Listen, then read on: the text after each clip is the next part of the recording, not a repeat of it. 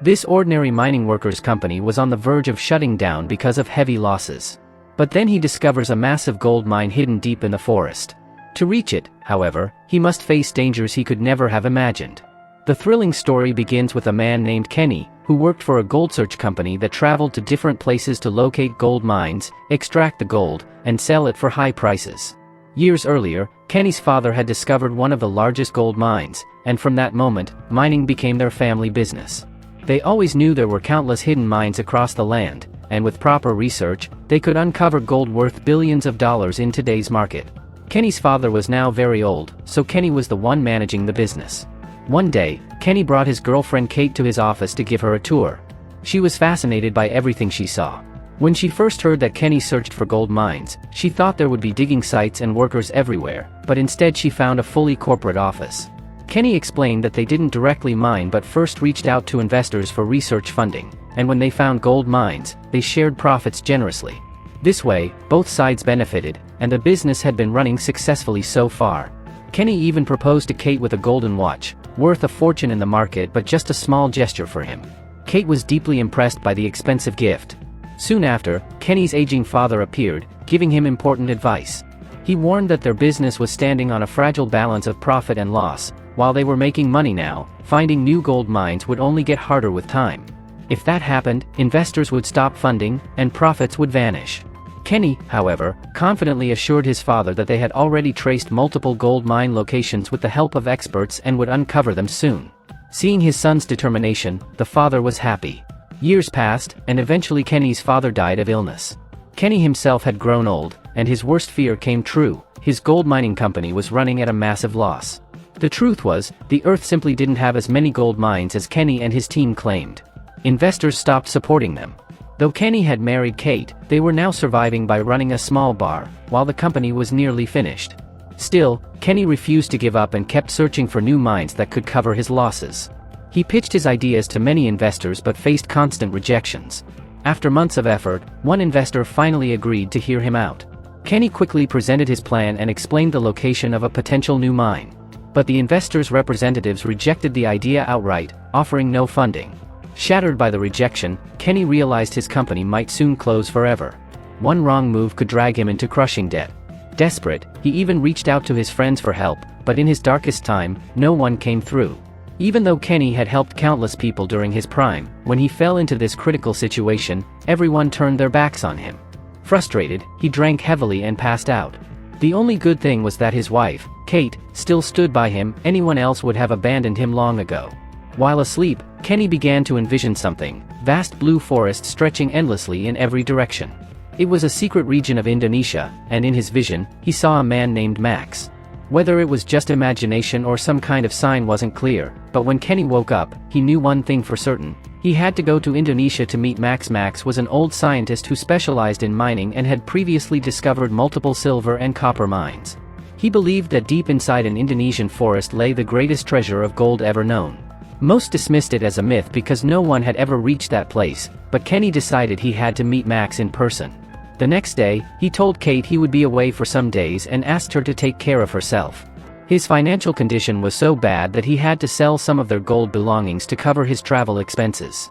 With the little money he gathered, he traveled straight to Max's hotel and finally met him. Kenny laid out his plan, saying he believed in the story of the great treasure and wanted them to work together to find it. He promised to cover all expenses through his company. Max was surprised. This was the first man who believed in his claims. He also knew that if they failed, Kenny's company would collapse completely. But Kenny was willing to take the risk, determined to find the treasure no matter how dangerous the journey became. At first, Max thought Kenny was crazy, but his confidence eventually convinced him. They quickly gathered supplies, boarded a boat, and set off into the dense forest. As they traveled, Max guided Kenny through hidden regions, explaining the secrets of the forest. Along the way, they saw local tribes living near the river, diving for gold in the water. These people suspected that gold existed here, but they lacked proper equipment to mine it effectively. Kenny already knew how expensive gold hunting was. Just maintaining machines and equipment cost a fortune, which was why his company was in losses. Soon, Max led Kenny to a breathtaking sight. Kenny was shocked. It was the exact vision he had seen in his dreams. Slowly, he began to believe this was where the greatest treasure awaited.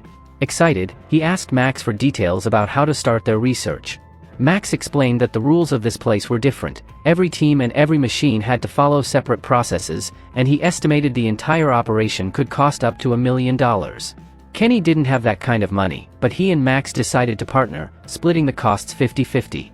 Kenny even drafted an agreement, clearly stating that if they made a profit, they would share it equally, and if they faced a loss, they would also bear it equally.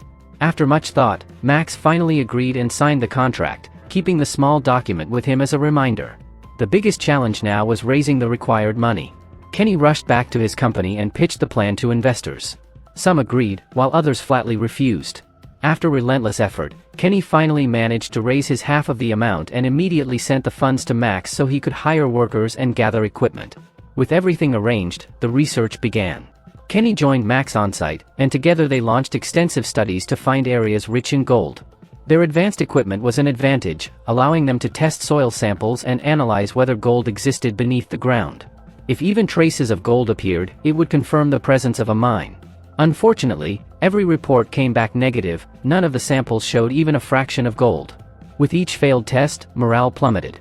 Kenny, who had invested his company's resources, stood to lose the most, yet he still clung to hope. If they found the treasure, all debts would be erased, and profits would soar, but only if results turned positive. Still, the outcomes remained the same. Max urged patience, saying good things take time, but neither of them knew the dangerous trials that lay ahead. Their search deep in the forest continued, but Kenny's health began to fail, making it hard for him to focus. Nearly a month passed with no success, not even a small chance of finding gold.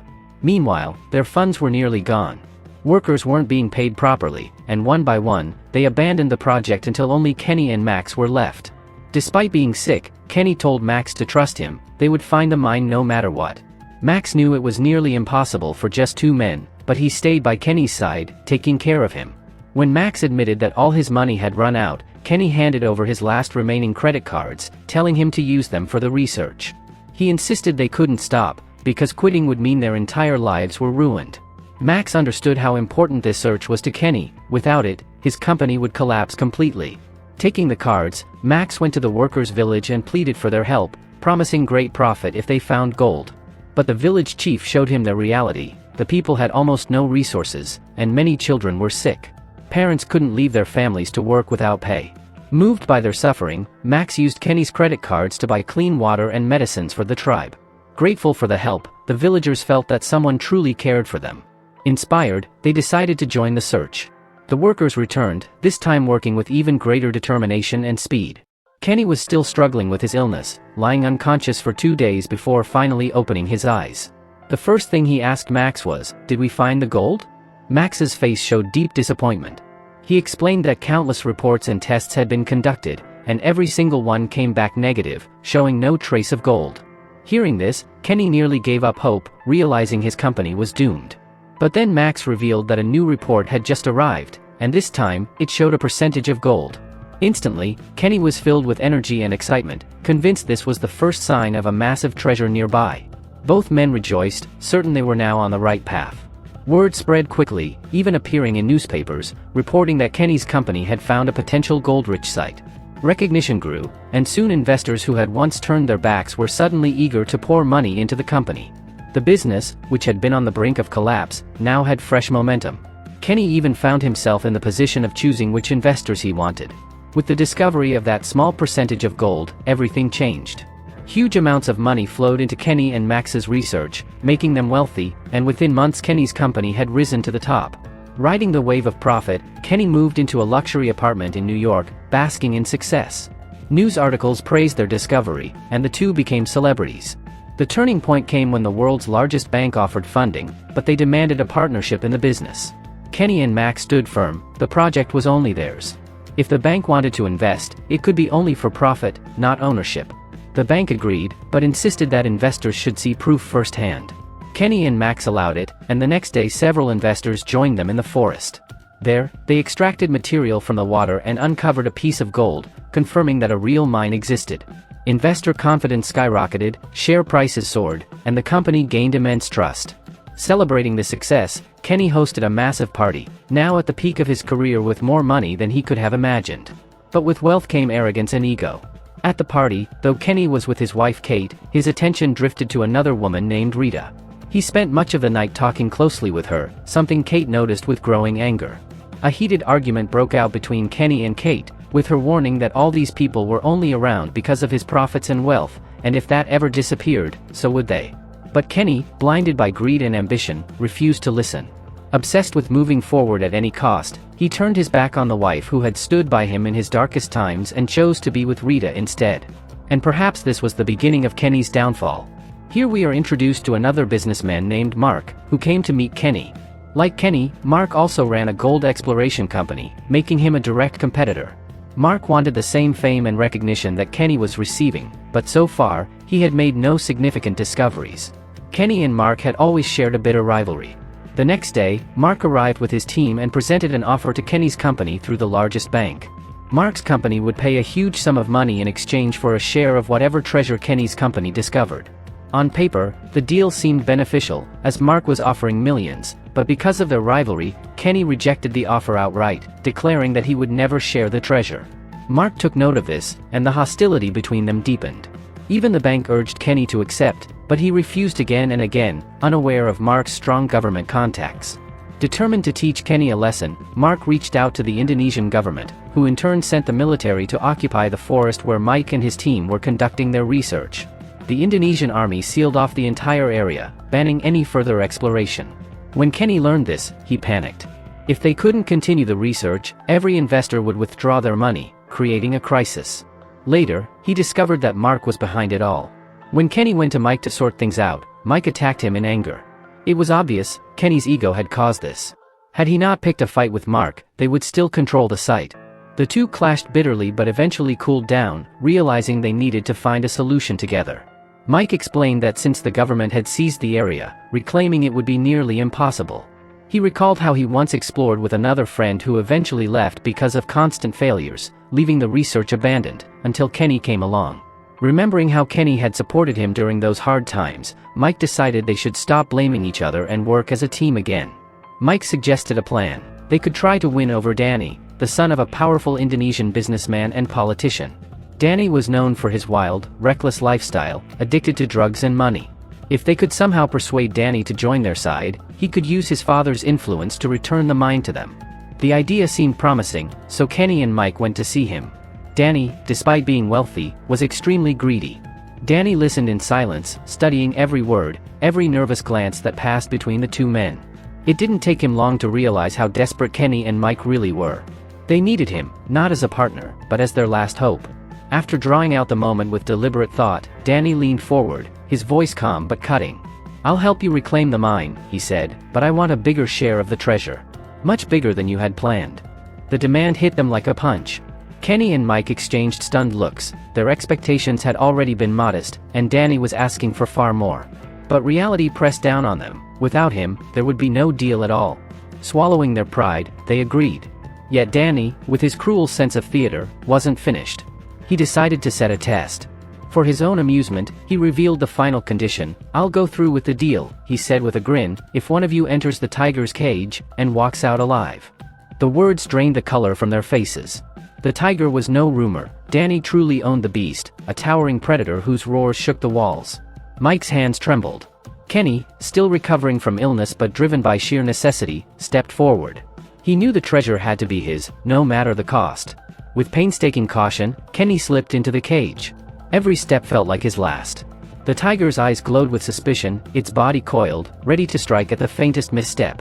Kenny's mind raced. He had to control his body language. Panic would mean death.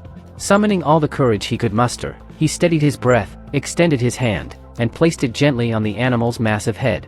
The tiger blinked, huffed, but did not attack. For a tense moment, the world stood still. Then, as though satisfied, the beast lowered its gaze. Kenny slowly backed away and stepped out of the cage, alive. He had passed the test. Danny, impressed by his nerve, kept his word. He pulled strings with the government, clearing the way for Kenny and Mike to resume their search at the treasure site.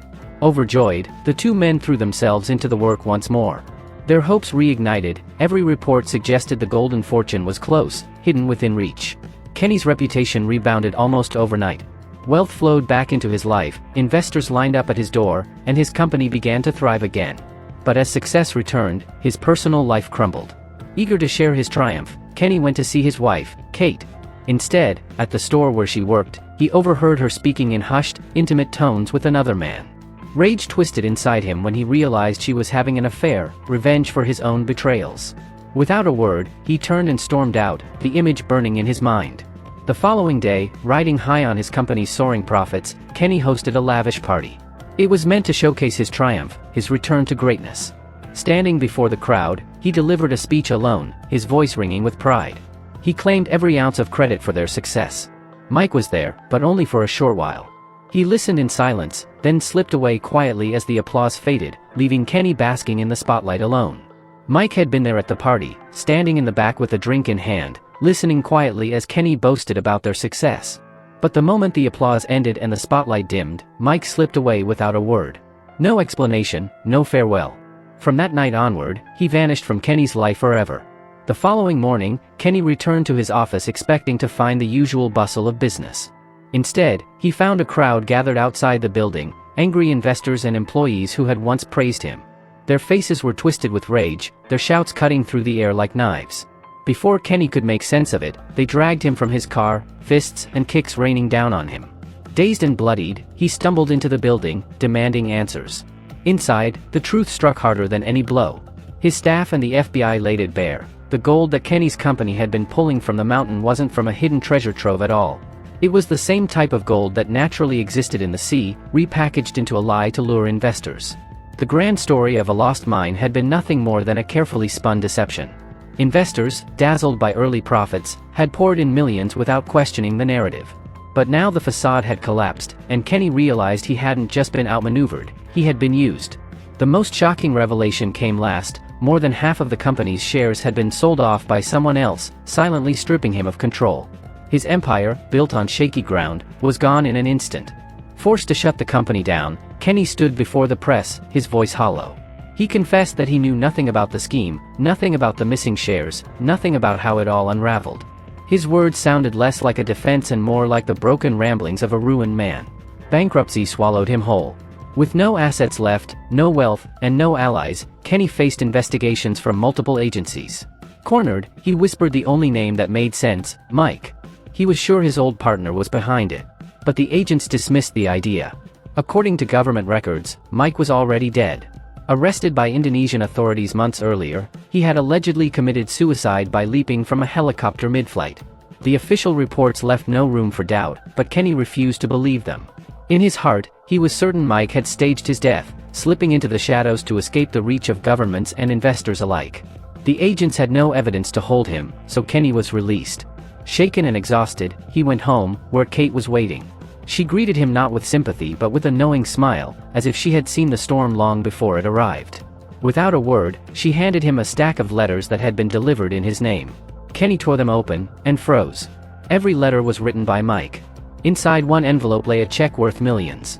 Another contained a signed document, proof of their old pact. Any discoveries from their exploration would be divided by percentage. Mike had honored the agreement. Somewhere deep in the forest, he had found the real treasure. He had taken his share and left the rest for Kenny. The realization hit hard. Mike hadn't betrayed him entirely, he had simply chosen a different life. A quieter one, hidden away from the chaos, where wealth was no longer flaunted but used to live in peace.